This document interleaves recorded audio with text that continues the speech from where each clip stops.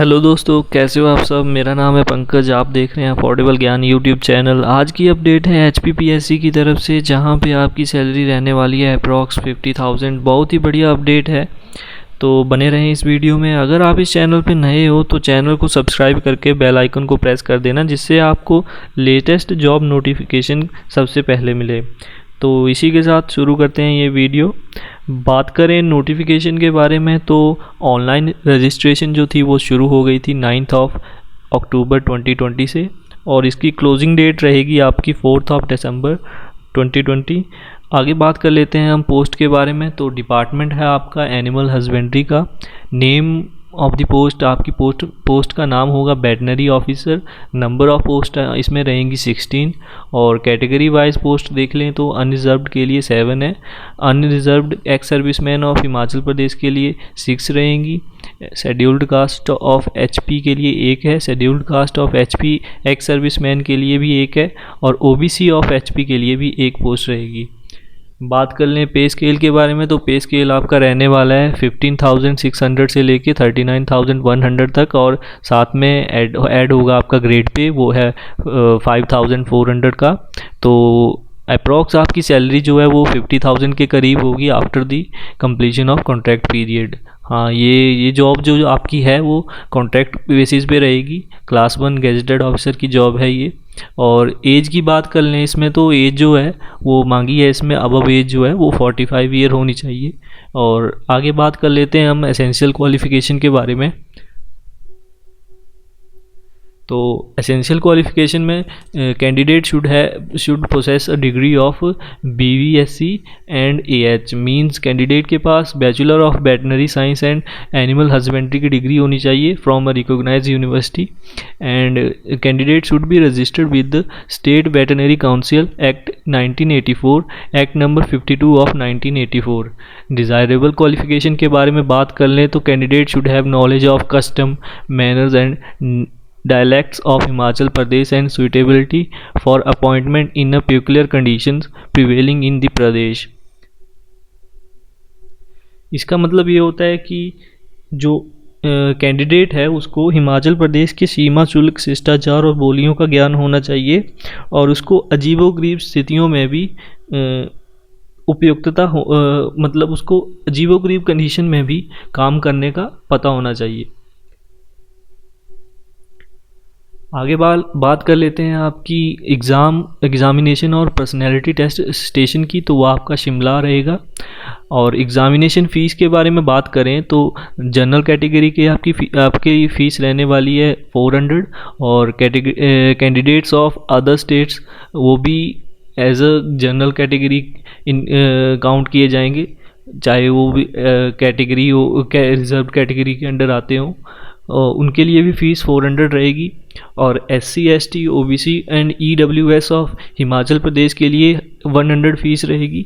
और ex serviceman of Himachal Pradesh और female candidate और blind person visually impaired of Himachal Pradesh के लिए कोई फ़ीस नहीं रहेगी।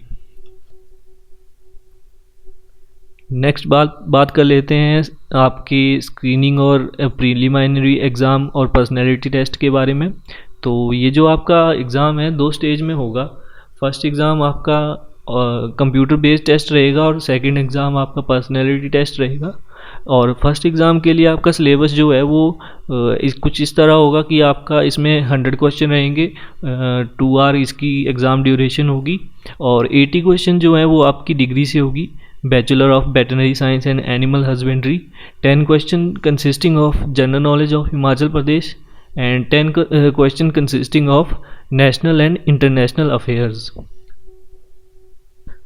बात कर लें computer based test, offline test, objective और डिस्क्रिप्टिव एग्जामिनेशन, पर्सनैलिटी टेस्ट के सेक्शन के बारे में।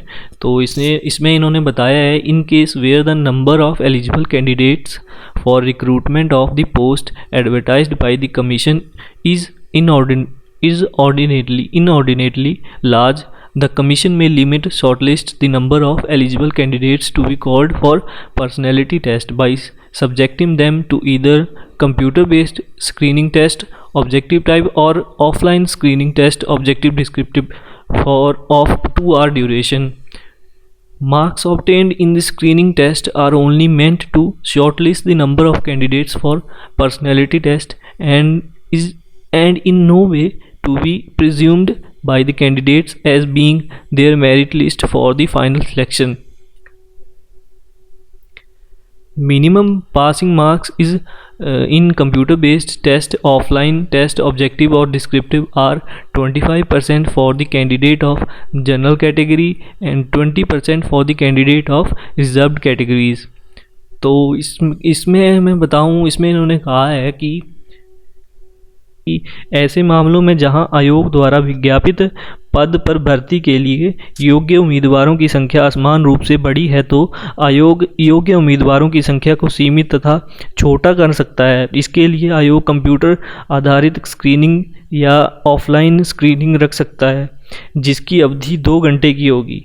स्क्रीनिंग टेस्ट केवल उम्मीदवारों की संख्या को कम करने के लिए होता है और यह किसी भी तरह निर्धारित नहीं करता कि आप स्क्रीनिंग टेस्ट देने के बाद अंतिम चरण में पहुंच जाओगे।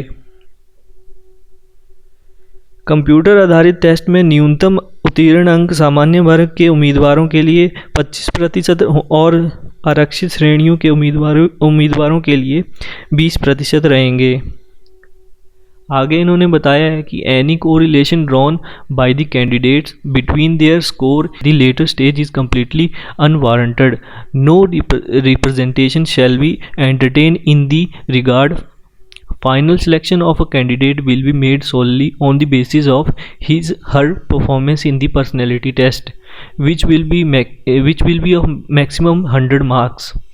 The minimum passing marks is in the personality test are 45 for the candidate of general category and 35 marks for the candidate of reserved categories. आगे इन्होंने बताया है कि एक उम्मीदवार का अंतिम चयन पूरी तरह से व्यक्तित्व प्रशिक्षण में उसके प्रदर्शन के आधार पर किया जाएगा जो अधिकतम 100 अंकों का होगा। व्यक्तित्व प्रशिक्षण में न्यूनतम पास अंक सामान्य वर्ग के उम्मीदवारों के लिए 45 और 35 अंक आरक्षित श्रेणियों के उम्मीदवारों के लिए रहेंगे।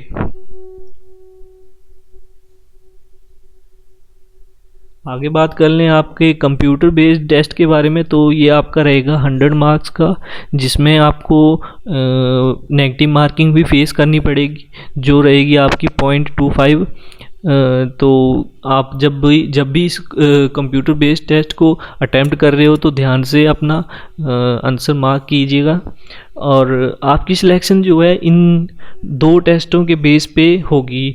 सबसे ज़्यादा प्रेफरेंस उसे दी जाएगी जो इन 2 एग्ज़ामों में अपनी अच्छी परफॉर्मेंस देगा। तो आप लोग इस एग्ज़ाम की तैयारी अच्छे से करना। और अगर आपको इस नोटिफिकेशन की डिटेल में PDF चाहिए तो आप वीडियो के डिस्क्रिप्शन में जाके ये PDF डाउनलोड कर सकते हो और चैनल को सब्सक्राइब करना मत भूलना। तो मिलते हैं नेक्स्ट वीडियो में। Thanks for watching.